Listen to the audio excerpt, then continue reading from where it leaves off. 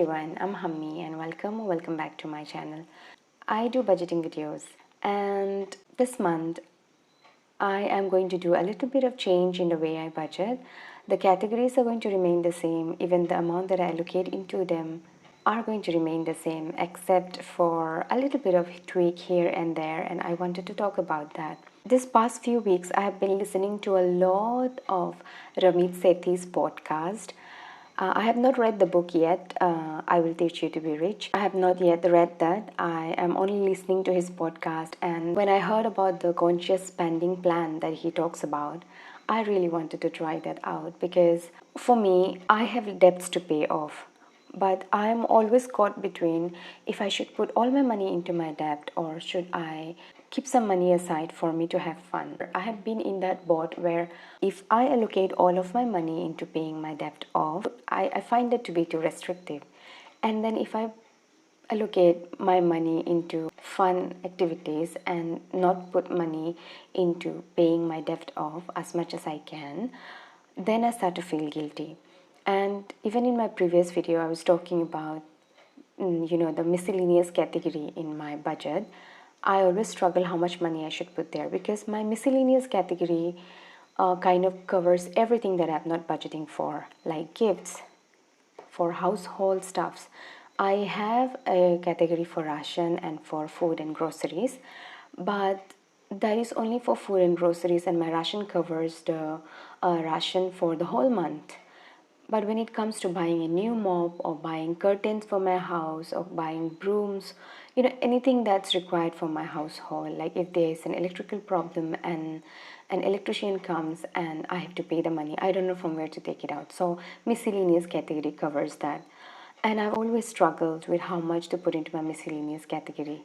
So when I heard about the conscious spending plan of Ramit Sethi, I wanted to try that out. He also talks about, living a rich life, that we should not cut out everything. We should live a life and spend on the things that we love. Of course, he has points where he talks about having emergency fund and also paying off debt. But he emphasizes that when you restrict yourself too much, that budget doesn't work actually. So I am tweaking my budget a little bit from this month on, and I want to see if it's going to work or not for me. So this is what I want to talk about today. So coming to my budget, if you see, my budget categories usually are my savings, and then I have fixed expenses, which covers my LIC, that's my life insurance, my siblings fund. This is a fund that me and my siblings, we put money into it each month so that we can plan a trip or it may come handy for any family necessities. And I have an SIP where I invest. Then I have my EMI, that is my EMI for the loan that I took. Then I have a recurring deposit. Then this is a room rent, my sister's room rent, and this is subscription. This is for my phone, for the TV, and also for Netflix and Wi-Fi connection. And then I have a category that's the ration. And then my variable expenses covers food and groceries, petrol, personal, miscellaneous, and I forgot to write down. My variable expenses also covers for my eating out categories. This is the wrong pen.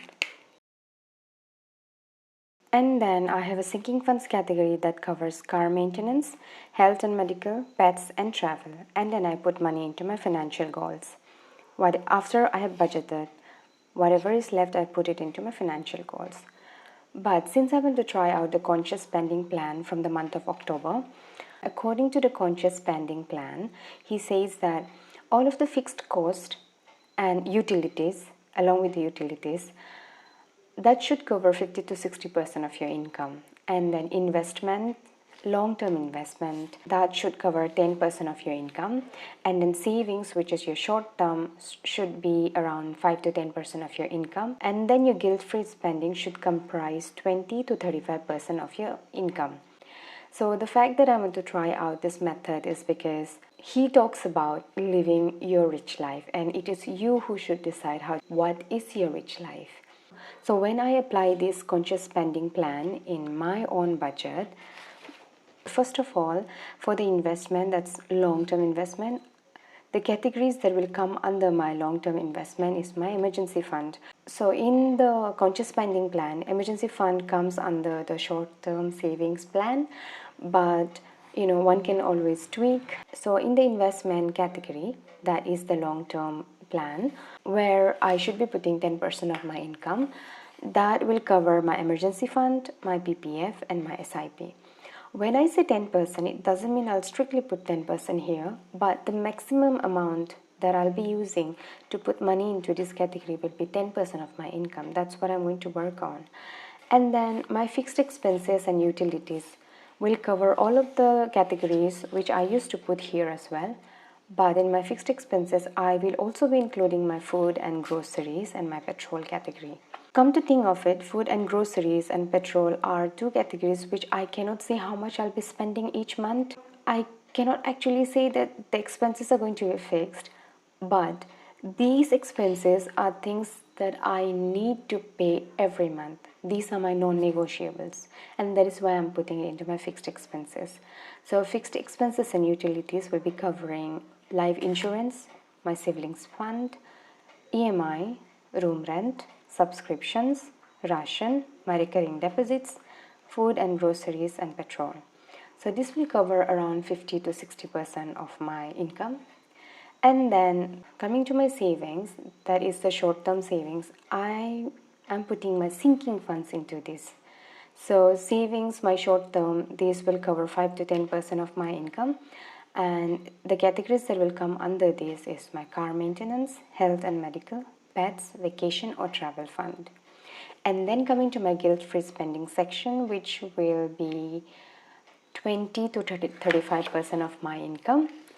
Here, the categories that I'll be putting is eating out, personal. Personal will cover for my clothes, shoes, and self-care, like my skincare or massages and facials and everything. And then miscellaneous category will cover my giving, pocket money. Giving as in, I have a lot of relatives. I don't have a sinking fund for gifts. That's because I don't only give gifts during special occasions. I have a lot of relatives. I stay in my own hometown. I have a lot of friends. I have friends who have children. So when I go and visit my friends, I make sure I buy something for their child. I go and visit my all relatives, my aunts and my uncles and my grandparents, and whenever I go, I don't like going empty-handed. So this will cover my gifts and giving. So I don't have a sinking fund for that. So miscellaneous will be covering that category as well. And pocket money is sometimes I give pocket money to my siblings, and that will come out from this miscellaneous category. Household expenses also will cover from miscellaneous. Family expenses and laundry. I have started giving my clothes for ironing at the laundry now. I used to iron my own clothes, but it takes a lot of time, and time is something that's very limited for me because I work up to 6:30 or 7 p.m. in the evening. By the time I come home, I'm very tired. I'm on my feet almost all day, so I cannot fathom the thought of ironing my own clothes anymore. I have been giving my clothes to iron for 2-3 months now, and I find it that it's so much more easier for me as well. And this actually is a luxury for me. I might take out this laundry from miscellaneous and make it an independent category as well someday. But for now, I'll be taking out the ironing money from the miscellaneous category. Laundry as in I wash my own clothes. I like to wash my own clothes. Even my blankets, I like to wash them myself. Except for ironing, I give it to the laundry. And then for unbudgeted or unexpected expenses, these are things that will come up. As long as you are alive and as long as you have family and friends and you're in a social setup, you're not cut off from the community or anything, these expenses are sure to come up. So these also will be from my guilt-free spending. So this is what I wanted to share today because the way I budget might change. And I'm sorry that it's dark because the lights just went. So I'll end the video here. I am excited to share my October budget after this video because that will be based on the conscious spending plan. I would like to read the book soon, but right now, whatever I've heard from this podcast, I am really loving his content. So I'll see you in my next video.